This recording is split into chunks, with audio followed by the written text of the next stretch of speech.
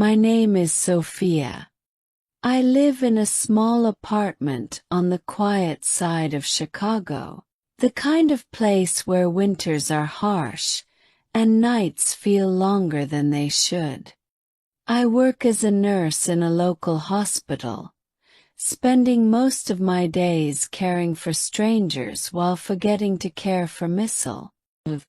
Life used to feel heavy, routine, and gray, until Ethan walked by. He was a paramedic, new at the hospital. Confident, charming, the kind of person who smiled even when everything around him was chaos. From the first moment he made me laugh. He'd bring me coffee before my shift, sometimes leave little notes on my desk saying things like, "You make hard days soft." He made me believe that love could exist even in places full of pee. It didn't take long for friendship to turn into something deeper. Late-night talks in the hospital parking lot became our routine. Sometimes after long shifts, we'd sit in his car and watch the sunrise over the empty streets. He wasn't perfect, but he was kind. And kind was all I ever needed. For a while, everything felt beautiful. I started to dream again. Of a small home, a life built on love, maybe even a family one day. But life, it doesn't always give warnings before it shatters your ace. It started with my mother's diagnosis. Stage 3 cancer. The day I found out, I called Ethan immediately. My voice was shaking. My hands couldn't stop trembling. He held me close that night and whispered, "I'll be here through it all. You don't have to go through this alone." But slowly, that promise began to fade. He started avoiding my calls. His messages became shorter, colder. Work, he said. Stress, he said. But I knew something was changing. One evening, after spending 12 hours at the hospital with my mother, I came home to an empty apartment. His jacket was gone. His toothbrush too. And on the table, single note.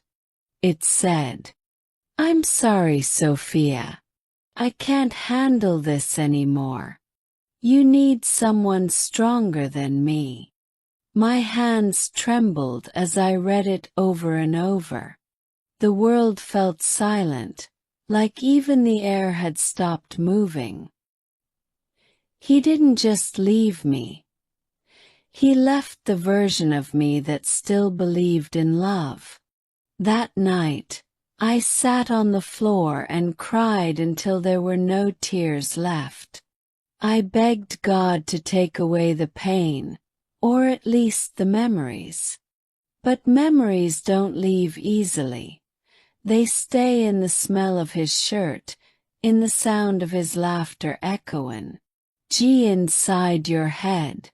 The days that followed were harder than anything I'd ever known.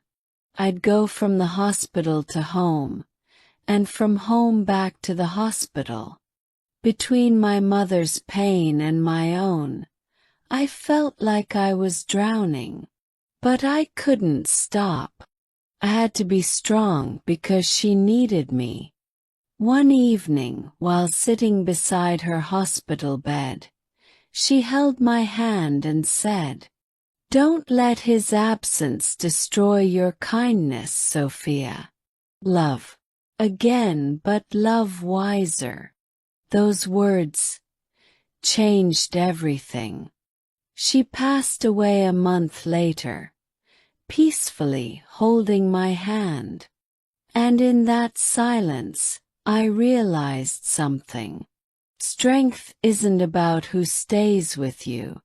It's about how you survive after they leave. I started to rebuild. I focused on my work, on helping others the way I wished someone had helped me. Each patient became a reminder that healing isn't just about medicine. It's about love, loss, and courage. And slowly the pain became softer. I stopped waiting for his messages. I stopped checking old photos. One day I even smiled without feeling guilty about it. A year later I saw him again, Ethan, at the hospital entrance. He looked different, tired, older, unsure. He said, "Sophia, I made a mistake." I looked at him. And for the first time I didn't feel anger or sadness. I just felt done. I smiled and said, "Maybe you did. But I needed to lose you to find myself." I turned and walked away. Not because I hated him, but because I finally loved myself enough to stop chasing people who leave. Now, when I watch the sunrise after a long shift, I don't see the shadow of what broke me. I see the woman who survived it. And that is more powerful than any love story I could have written. Sometimes the people who leave you are the reason you find your strength. When love walks away, don't chase it.